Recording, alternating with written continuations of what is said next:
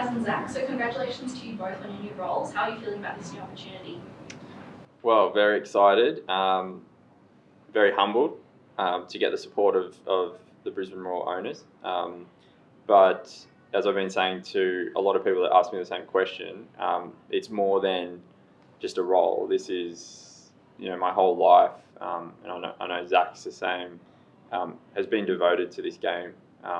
We come from footballing ranks. We played in the same league, so this is as exciting as it gets.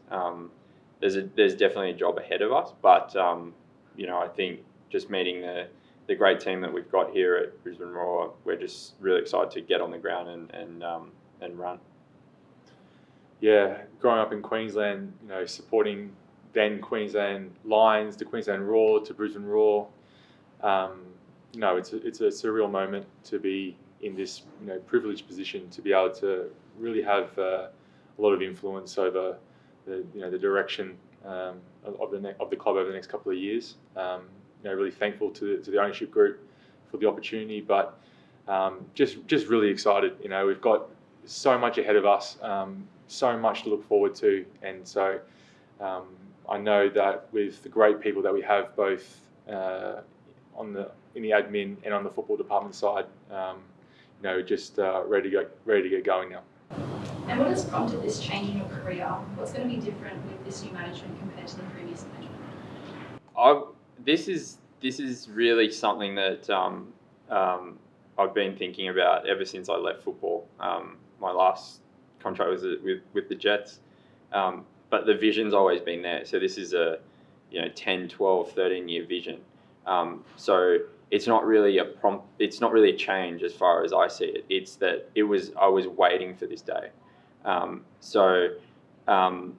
What I think we hope to bring is a breath of fresh air to the club, a youthful management, and an energetic management, but also management that has been on both sides of the fence. So we appreciate what it feels like to be a player, but we also understand the intricacies of running a professional football club. So being able to bridge that and bring that together, but also be willing to get out to the communities, meet with our stakeholders, with our members, listen to people.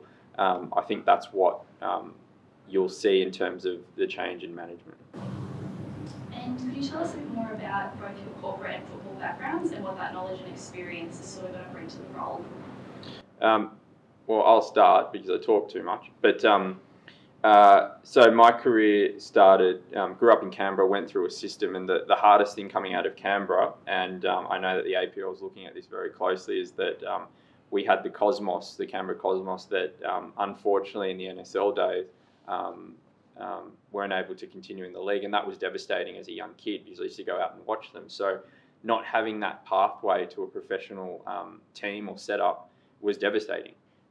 And to even think or consider that you could even achieve to get yourself interstate or even overseas was just so far-fetched. But, with a dream, with hard work, you really show that anything's possible. And my career started in Portugal at Benfica, and I hold such a strong, close relationship with the club to this day.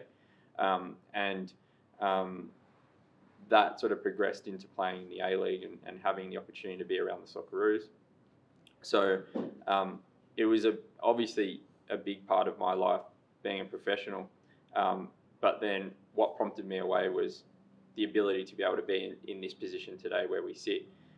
But I knew that to do that, I'd have to spend time in a different field outside of football, build experience in the corporate sector. So I decided to go into law, have been a corporate lawyer for the last 10 years, and that set me up very well in relation to being able to transition those skill sets into clubland, into running the organisation, but also still having a sense of what we need to do on the football pitch and able to build a really good team, but also to play attractive, entertaining football. So, that this is a long time in the making, but something that I've always been thinking about.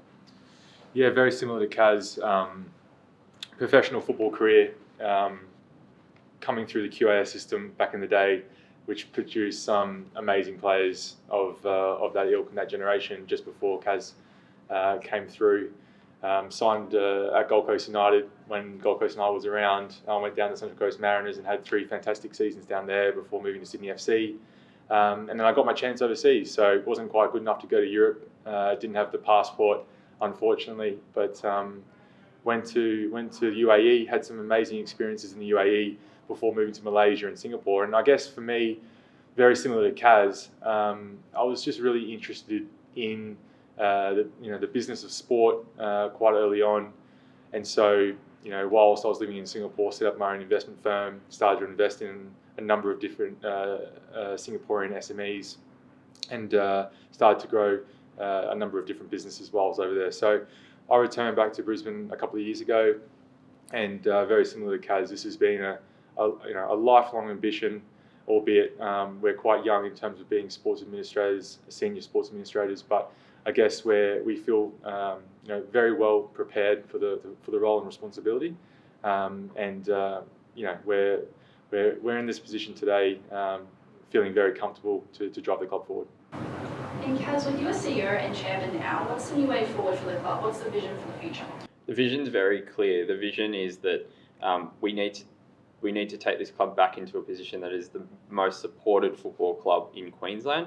But I'd even like to take it as far as saying that we become, again, the most popular football club in the country. I know it's a big statement, and I know with the team that we've got a great foundation in order to achieve those goals. But what's more important in terms of pushing the club forward is that the club needs to have its own DNA. We need to go right back to instilling this vision throughout the club. Every single person is as important as each other, and that's just not on the field but off the field. But everyone needs to be working to a collective vision. So every decision that we make, every decision that management makes, every decision that you make on a daily basis, or the staff makes, or the players make, needs to be directed to this vision. I think that's what the club's lacked in the last couple of years, is that the decisions are not necessarily aligned, or you've got people within the club that are not certain about what the club stands for. So what we know we've got is a really strong brand. We've got the ability to instill this DNA into the club, and then it's going to be a big job for us to convince and to prove to our fans, stakeholders, members, sponsors, and the Queensland community that we're true to this value system. And so that's what the target's going to be. And Zach, what kind of club do you want to build? We want to build a club that Queensland's proud of. That's what we were mentioning about our vision. We want every Queenslander to support the Brisbane Roar. Over the last couple of years, that identity's started to fade away a little bit, and a lot of it comes down to the communication. And we understand that there's going to be certain bumps and hurdles along the road, but for us, we have a clear identity of what we want to build. And like Kaz mentioned, if we become aligned internally and all the decisions are being made in regards to what our DNA is and the club that we want to become, and that is a sustainable club, a club that is producing the best young talent, that is exporting players every year, that is really connected with our local clubs, communities, and is giving young boys and girls opportunities to play professional football, then we've really built a really successful club.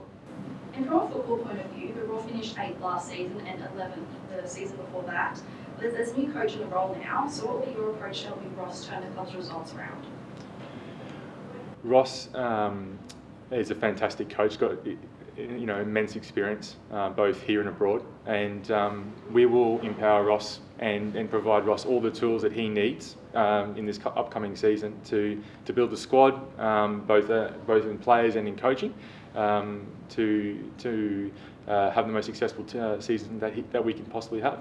Obviously, there's still a lot of work to do, both with the squad and his coaching staff, and those discussions are ongoing, and we will continue to have a discussion with Ross around what he needs. But I think we need to make it clear to our community and our supporter base and our partners and all stakeholders that we are very clear now with our identity, with our DNA and what we want to build, and decisions will be very strategic moving forward. And what are your ideas regarding community engagement and connecting more with local clubs? Is there a plan in place to continue to recognise Queensland talent?